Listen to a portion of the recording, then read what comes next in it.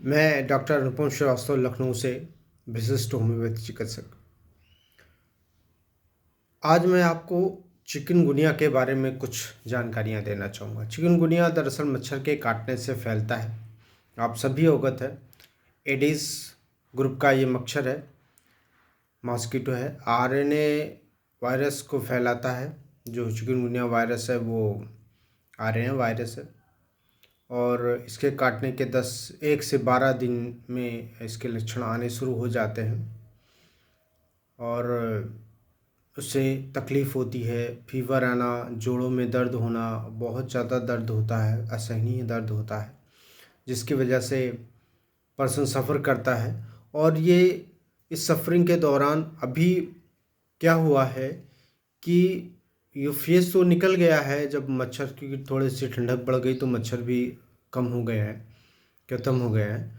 उनका काटना भी कम हो गया है, पैदा होना भी उनकी जो कम है वो कम हो गई है। उसकी वजह से मच्छर की संख्या कम होने की वजह से बाइटिंग कम हो गई, तो ये हो गई। अब हम कोशिश करते हैं, एक चीज़ मैं और बताना चाहूँगा कि दरअसल होता क्या है कि मच्छर हमें काटते हैं तो होम्योपैथी में एक दवा आती है जिसको खाने से मच्छर काटते भी कम हैं। ये प्रयोग मैंने किया काफ़ी लोगों के ऊपर भी, खुद पर भी, तो अपने परिवार में भी, जिससे मच्छर के काटने से बचा जा सकता है।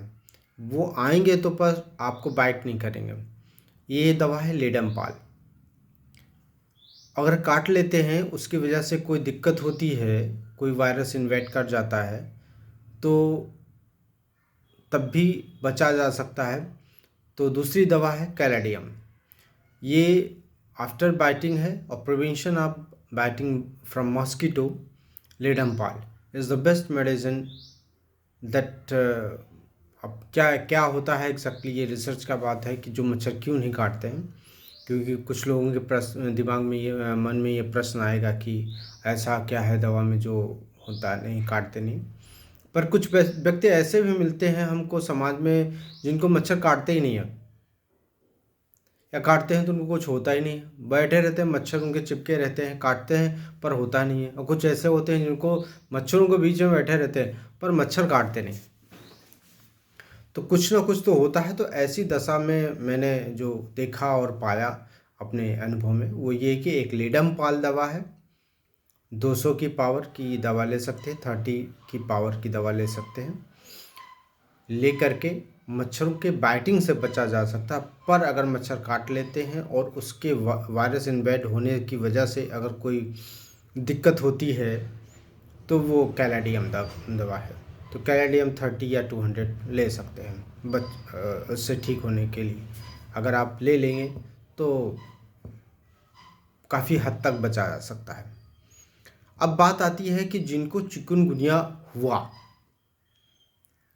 और वो सफ़र कर रहे हैं अभी भी पेन से, फीवर तो चला गया है क्योंकि फीवर और पेन बहुत मेन लक्षण इसका है।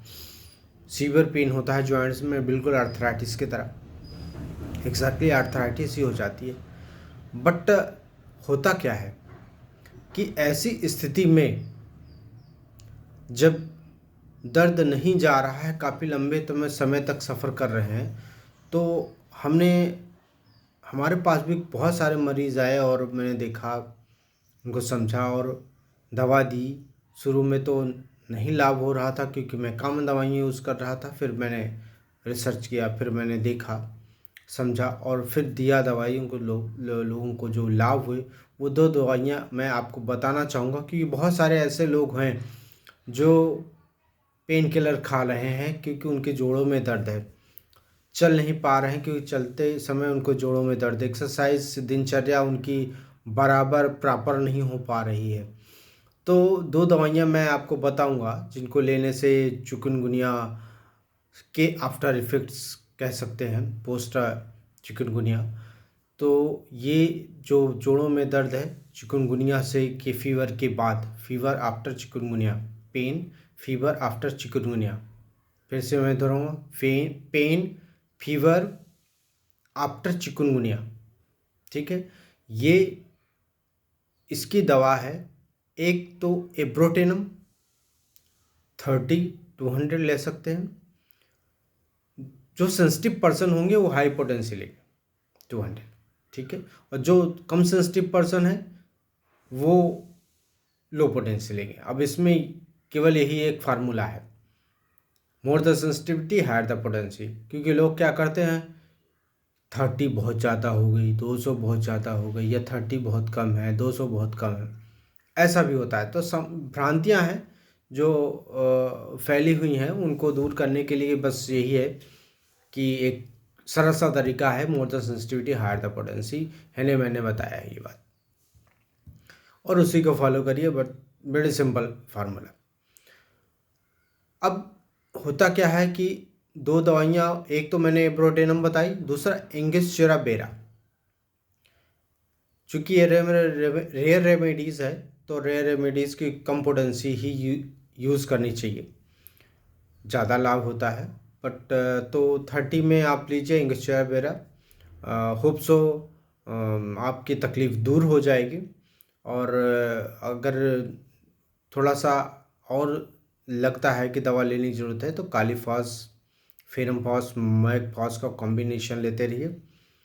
तीनों की 4-4 गोलियां मिला करके 12-12 गोली एक साथ खाइए, दिन में 3-4 बार।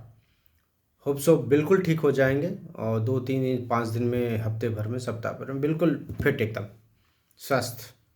तो ये आपके सामने मैं लाया था। धन्यवाद।